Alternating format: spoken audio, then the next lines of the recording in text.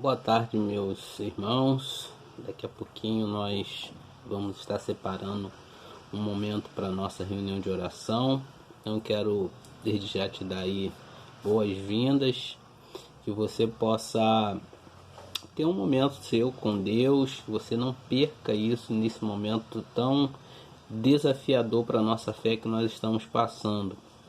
Eu queria pedir a você, minha amada irmã, meu amado irmão, ovelha do Senhor Jesus, que está sob a minha responsabilidade nesse momento, eu queria te convocar para que nessa reunião de oração você estivesse juntamente comigo clamando aos céus, ao Senhor, pela misericórdia da humanidade. Deus tem que agir com misericórdia. Nós temos que clamar pela misericórdia do Senhor, porque a situação está ficando cada vez mais caótica e mais perigosa, e a gente não pode fechar os olhos para isso. Então nosso foco hoje na reunião de oração, gostaria que você orasse muito mesmo, para que o Senhor tivesse misericórdia da nossa nação, tivesse misericórdia da humanidade. Para vocês terem uma ideia, não sei se vocês leram o jornal ou viram alguma reportagem na TV, nas últimas 24 horas no Brasil nós tivemos pelo menos 380 óbitos confirmados em 24 horas. Isso é assustador.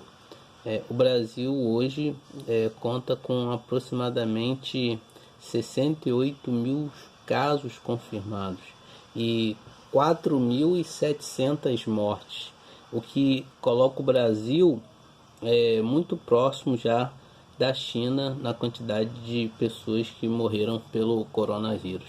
Então é um momento da gente estar clamando ao Senhor, pedindo ao Senhor que tenha misericórdia da nossa nação, né, do nosso estado, né, do nosso estado do Rio de Janeiro, e da nossa cidade aqui de Tanguá.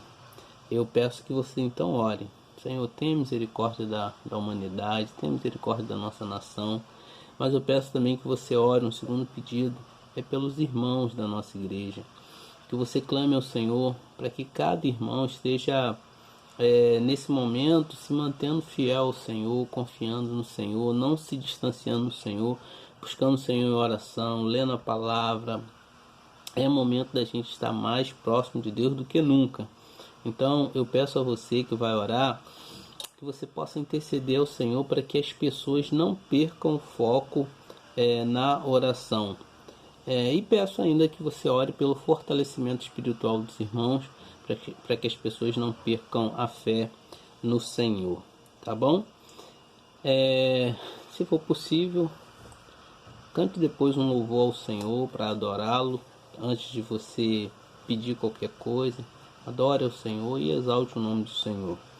E eu queria deixar aqui uma reflexão com os irmãos, que se encontra no livro de Jeremias, no capítulo 38. Eu acho que esse versículo, esse texto, tem muito a nos ensinar, sobretudo para esse momento. No momento que nós temos um inimigo perigoso se aproximando de nós, o que nós podemos fazer? O livro de Jeremias, no capítulo 38, fala que Jeremias, então, na condição de profeta, foi orientar o povo sobre o que o povo deveria fazer quando o povo soube que o inimigo, os caldeus, os babilônicos, estavam se aproximando deles. No versículo 1 diz assim: ouviu, pois, Cefatias, filho de Matã, e Gedalias, filho de Pazur, e Jucal, filho de Semalias, e Pazur, filho de Malquias, as palavras que Jeremias anunciava a todo o povo, dizendo, olha a palavra que ele dizia: assim diz o Senhor, o que ficar nessa cidade morrerá a espada, ou então a fome, ou de pestes, mas o que passar para os caldeus viverá, porque a vida lhe será como despojo, e viverá. Então, a palavra que Jeremias anunciava ao povo judeu naquele momento era que o povo deveria se associar justamente com o povo caldeu, um povo idólatra, de um Deus diferente, mas essa era a orientação de Jeremias para o povo. Hoje, muitos pastores que entendem o Evangelho têm anunciado, têm orientado o povo a ficar em casa, a só sair se for possível. Existem muitas vozes trabalhando ao contrário, dizendo que Deus é poderoso, que Deus vai livrar, e a gente precisa estar atento, porque o próprio Senhor Jesus, quando ele foi tentado por Satanás lá no deserto, vocês sabem da história, Satanás levou Jesus num lugar alto e disse assim: pula daqui lá embaixo, porque Deus, ele usa a própria Bíblia, Deus dará ordem ao seu respeito para te livrar. E Jesus falou: não tentarás o Senhor teu Deus. Hoje em dia, muitas pessoas tentando ao Senhor Deus, dizendo: não, eu confio em Deus e eu não vou fazer tal coisa porque Deus vai me livrar. Mas o Senhor está nos dando a orientação. A orientação que Deus nos dá hoje não é para a gente se associar ao vírus, não é isso, mas é para a gente ficar em casa, para a gente se guardar. Aqui Jeremias orientava o povo para o povo se associar, e era uma coisa assim, aos olhos do povo, um absurdo, a ponto de que o povo vai dizer para Jeremias que o que ele estava querendo era tornar o povo de Israel um povo frouxo. Veja só o que ele diz, o que eles dizem no versículo 4 do capítulo 38. Disseram, pois, os príncipes ao rei: morra este homem. Quem homem? Jeremias. Visto que ele, dizendo assim estas palavras, afrouxa as mãos dos homens de guerra que restam na cidade e as mãos de todo o povo. Ou seja, alguns homens guerreiros lá da cidade estavam achando que Jeremias estava querendo afrouxar, fazer o povo também se acovardar. Mas, irmãos, a Bíblia diz que há tempo para tudo. Há momentos na nossa vida que a gente precisa dar um passo para trás para depois a gente dar 2, 3, 4 para frente.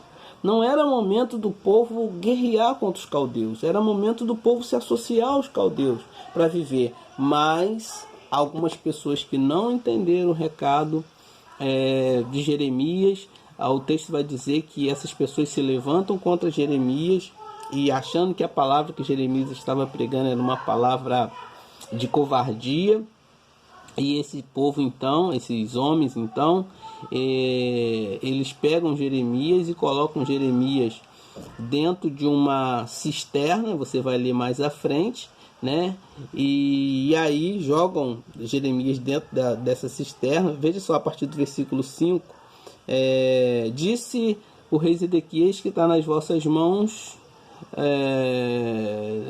pois o rei nada contra vós outros.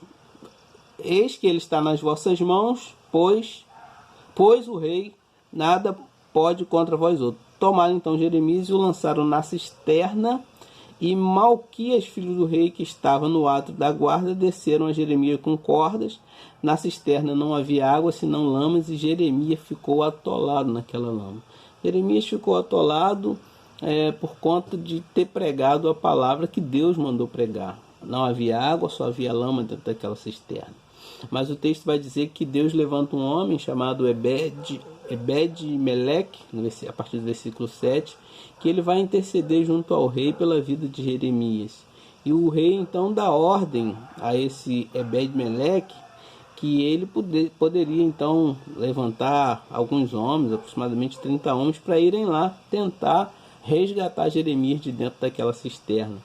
E assim eles fazem, conseguem resgatar o Jeremias e trazem Jeremias na presença do rei. E aí o rei quer saber de Jeremias qual é a mensagem de Deus. E Jeremias novamente, Jeremias fala: você vai me matar se eu te falar o que Deus manda eu dizer? Ele diz: não, fala o que Deus está mandando você dizer. E ele conta exatamente as mesmas palavras: vocês precisam se associar aos caldeus. A moral da história é que muitas pessoas não se associam por muito orgulho, né? E depois, quando os caldeus vêm, a partir do capítulo 39,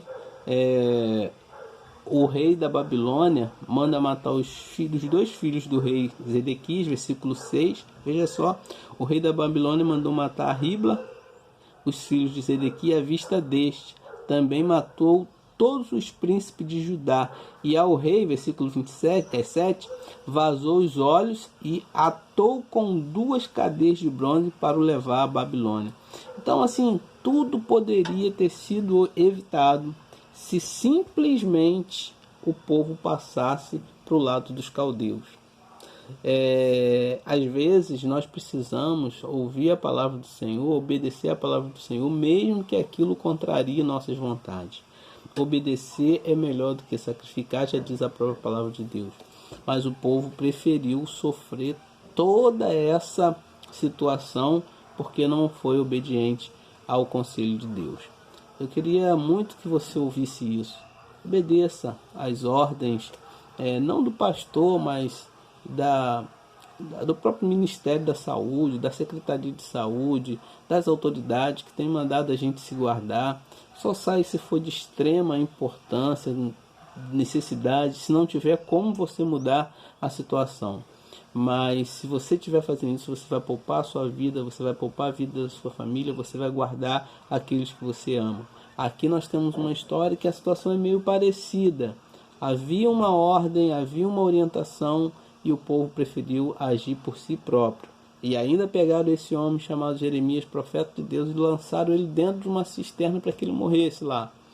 E Deus teve misericórdia de Jeremias e tirou Jeremias de dentro daquela cisterna.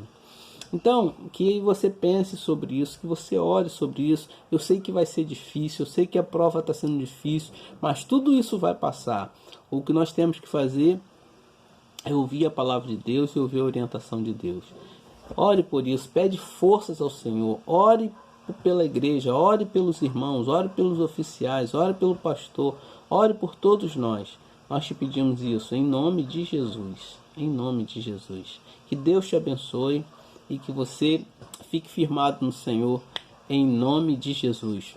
Um beijo muito grande, tenham todos aí uma boa reunião de oração, a paz do Senhor.